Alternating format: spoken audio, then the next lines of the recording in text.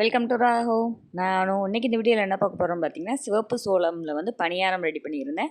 இது வந்து இட்லி, தோசை எல்லாமே நான் ரெடி பண்ணலாம். பட் நம்ம பணியாரத்துக்காக நான் ரெடி பண்ணியிருந்தேன்.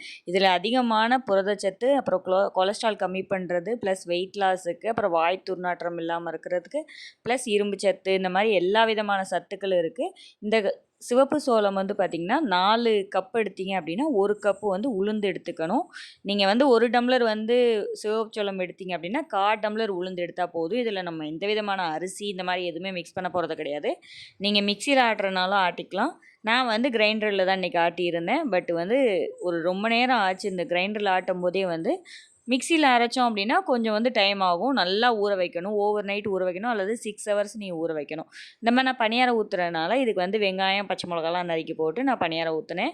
இதுவே நீங்கள் வந்து தோசை ஊற்றுறதா இருந்தாலும், இட்லி ஊற்றுறதா இருந்தாலும் அப்படியே நீங்கள் வந்து மாவு வந்து நம்ம எப்பயும் புளிக்க வைப்போம் இல்லைங்களா, ஆட்டி வச்சுட்டு நைட் ஆட்டினீங்கன்னா மார்னிங் வந்து நீங்கள் ஊற்றலாம். இல்லைன்னா காலையில் ஆட்டி வச்சிட்டிங்கன்னா ஈவினிங் வந்து இட்லி, தோசை ஊற்றலாம்.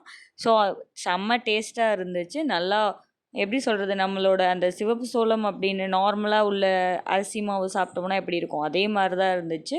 பட் இதில் வந்து ஹெல்த் பெனிஃபிட்ஸ் அதிகம். நம்ம அரிசி அதிகமாக ரெகுலராக சாப்பிட்றத விட இந்த மாதிரி வந்து நம்ம தானியங்கள் அதிகமாக சேர்த்துக்கலாம். இட்லி, தோசை, ஏன்னா நம்ம குழந்தைங்களாம் வந்து பார்த்திங்கன்னா இட்லி, தோசை அப்படின்னா பேசாமல் சாப்பிட்டுக்குவாங்க. ஸோ அவங்களுக்கு வந்து இந்த மாதிரி நம்ம வந்து ஃபுட்டை வந்து மாற்றி டிஃப்ரெண்ட்டாக கொடுக்கும்போது அவங்களும் சாப்பிடுவாங்க. நமக்கும் வந்து ஃபுல்ஃபில் ஆகும். சரி, குழந்தைங்களுக்கு வந்து நம்ம ஒரு ஹெல்த்தியான ஃபுட் கொடுத்துருக்கோம் அப்படின்ற மாதிரி. இதில் வந்து பார்த்திங்கன்னா நிறைய சத்துக்கள் இருக்குது. இரும்பு சத்து, தாது பொருட்கள், மெக்னீஷியம், இந்த மாதிரி எல்லா விதமான சத்து இருக்குது. ப்ளஸ் வந்து உடம்பு வந்துட்டு நல்ல கொலஸ்ட்ரால் வந்து அதிகமாக உற்பத்தி செய்கிறதுக்கு, ப்ளஸ் உடம்பு வந்து நல்லா வலுப்பெறதுக்கு, இந்த மாதிரி இதுக்கெலாம் வந்து பார்த்திங்கன்னா சிவப்பு சோளம் வந்து ரொம்ப இம்பார்ட்டன்ஸ். சிவப்பு சோளம் வந்து நீங்கள் நார்மலாக நீங்கள் சமைக்கிற தோசை மாவு, இட்லி மாவு மாதிரி தான் இருக்கும். ஸோ நீங்கள் வந்து குழந்தைங்களுக்கு நம்ம இந்த மாதிரி ஹெல்த்தி பிரேக்ஃபாஸ்ட் கொடுக்கலாம். இது போன்ற வீடியோக்கள் தொடர்ந்து பார்க்க நம்ம சேனலை சப்ஸ்கிரைப் பண்ணுங்கள், லைக் பண்ணுங்கள், ஷேர் பண்ணுங்கள். கண்டிப்பாக நம்ம சேனலுக்கு சப்போர்ட் பண்ணுங்கள். தேங்க்யூ.